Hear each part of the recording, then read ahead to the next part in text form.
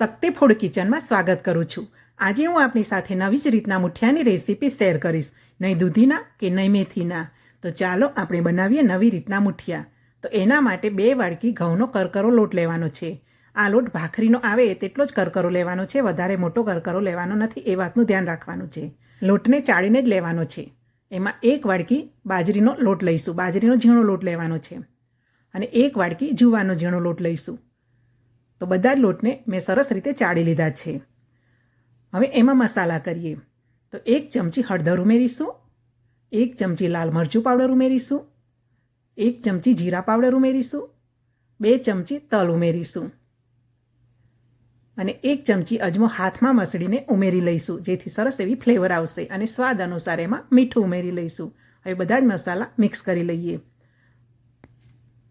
હવે એમાં મોયણ માટે તેલ ઉમેરીશું, અને બધા જ લોટમાં સરસ રીતે મોયણ લાગી જાય તે રીતે મિક્સ કરી લઈશું। હવે એમાં ચપટી જેટલો ખાવાનો સોડા ઉમેરી લઈશું। મેં 6 થી 7 લસણની કળી લીધી છે, 1 આદુનો ટુકડો લીધો છે, અને 3 લીલા મરચાં લીધા છે, એને સરસ રીતે વાટી લીધા છે। તો હવે એને ઉમેરી લઈએ। આપણા સ્વાદ અનુસાર વધારે કે ઓછા મરચાં એમાં ઉમેરી શકીએ છીએ। 1 ચમચી લાલ મરચું પાવડર ઉમેર્યું છે, અને 3 લીલા મરચાં ઉમેર્યા છે। તમે તમારા ટેસ્ટ પ્રમાણે વધારે કે ઓછા ઉમેરી શકો છો। આ મુઠિયા આપણે નથી દૂધીના બનાવતા કે નથી મેથીના બનાવતા, આ મુઠિયા આપણે બનાવીશું કારેલાની છાલના। તો આવી ગ્રીન કલરની કારેલાની છાલ હોય ત્યારે જ આ મુઠિયા બનાવવાના છે। પીળા કલરની છાલ હોય તો મુઠિયા સારા નહીં બને, એ વાતનું ધ્યાન રાખીશું। તો મેં કારેલાની છાલ કાઢી છે, અને એને ઝીણી ઝીણી સમારી લઈશું। તમને થશે કે કારેલાની છાલના મુઠિયા કેવા બનશે, કડવા બનશે? તો ના, કડવા નહીં બને, પરંતુ જે કારેલાનો અસલ ટેસ્ટ હોય એમાંથી થોડો ટેસ્ટ આવશે, પરંતુ ખૂબ જ સ્વાદિષ્ટ બનશે। હવે એમાં પૌવા ઉમેરીશું। તો મેં 1 નાની વાડકી જેટલા પૌવાને ધોઈને 10 મિનિટ માટે પલાળી રાખ્યા હતા, તે ઉમેરી લઈશું। તો કારેલાની ઝીણી સમારેલી છાલ અને પૌવાને સરસ રીતે લોટ સાથે મિક્સ કરી લઈએ। હવે એનો લોટ બાંધી લેવાનો છે। તો થોડું થોડું પાણી ઉમેરીને મુઠિયાનો લોટ બાંધી લઈશું। આ લોટ વધારે ઢીલો પણ નહીં બાંધીએ અને વધારે કઠણ પણ નહીં બાંધીએ, પરાઠા જેવો લોટ બાંધવાનો છે, એ વાતનું ધ્યાન રાખીશું। હવે એને ઢાંકી દઈએ અને ગેસ પર સ્ટીમરમાં પાણી ગરમ થવા માટે મૂકી દઈએ। લોટને અહીંયા વધારે રેસ્ટ આપવાની વાતનું પણ ધ્યાન રાખીશું। હવે સ્ટીમર કાળું ન પડે એટલા માટે એમાં 1 નાનો લીંબુનો ટુકડો મૂકી દઈએ, અને સ્ટીમરમાં પાણી વધારે રાખવાનું છે, એટલે આ રીતે કાંઠલો મૂકીને પછી જ એમાં ડીશ મૂકીશું। મુઠિયા મૂકવા માટેની ડીશને ઓઇલ વડે ગ્રીસ કરી લઈશું। મુઠિયા મૂકવા માટે આ રીતે કાણાવાળી ડીશ સ્ટીમરમાં હોય છે, તેને ઓઇલ વડે મેં ગ્રીસ કરી લીધી છે। હવે મુઠિયા બનાવી લઈએ।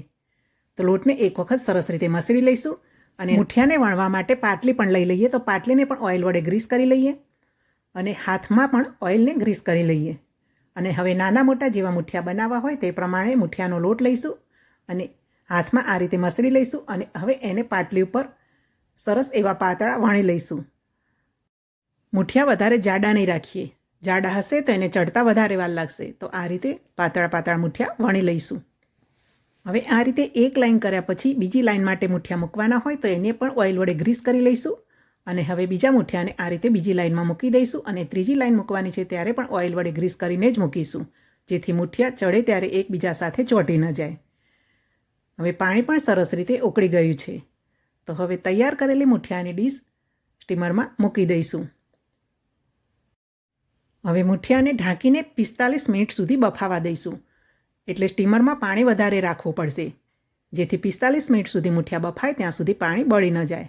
મીડિયમ ગેસની ફ્લેમ પર 45 મિનિટ સુધી મુઠિયાને ચડવા દીધા। હવે આ રીતે નાઈફ વડે ચેક કરીશું તો લોટ ચોંટતો નથી, એટલે મુઠિયા સરસ ચડી ગયા છે। હવે ગેસની ફ્લેમને બંધ કરી દઈશું, અને મુઠિયાની ડીશને ગેસ પરથી નીચે ઉતારી લઈશું, અને હવે એને ઠંડા થવા માટે બીજા વાસણમાં પણ લઈ લઈશું, અને હવે મુઠિયાને આ રીતે છૂટા કરી દઈશું, જેથી મુઠિયા સરસ રીતે ઠંડા થઈ જશે। હવે મુઠિયા ઠંડા થઈ ગયા છે તો એને કટ કરી લઈશું। તો મુઠિયા સરસ રીતે બફાઈ ગયા છે, એને આ રીતે નાના નાના પીસમાં કટ કરી લઈશું। કારેલાની છાલના મુઠિયા શરીર માટે ખૂબ જ હેલ્ધી છે। આ મુઠિયા ખાવામાં પણ ખૂબ જ ટેસ્ટી બને છે। તો આ જ રીતે બધા જ મુઠિયાને કટ કરી લઈશું। તો મેં બધા જ મુઠિયાને કટ કરી લીધા છે। હવે એનો વઘાર કરીએ।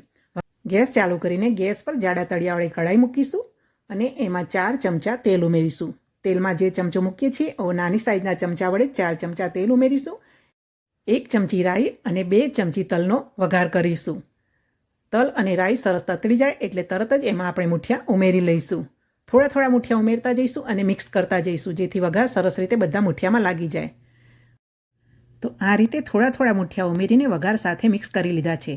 હવે એને એક વખત સરસ ઉછાળી લઈએ, જેથી ઉપર નીચે બધે સરસ રીતે એનો વઘાર લાગી જશે.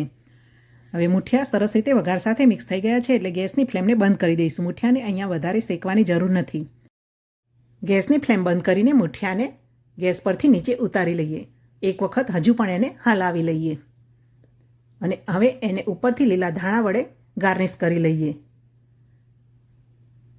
તો સરસ હેલ્ધી અને ટેસ્ટી મુઠિયા બનીને તૈયાર થઈ ગયા છે. એને હવે સર્વિંગ ડીશમાં સર્વ કરીએ.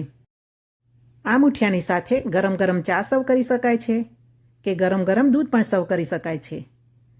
તો હું એની સાથે મસાલાવાળું ગરમ ગરમ દૂધ સર્વ કરીશ. મિત્રો, તમને મારી એ રેસીપી ગમી હોય તો વિડીયોને લાઇક કરવાનું ભૂલતા નહીં, અને જો ચેનલને સબસ્ક્રાઈબ ન કરી હોય તો સબસ્ક્રાઈબ પણ જરૂરથી કરશો.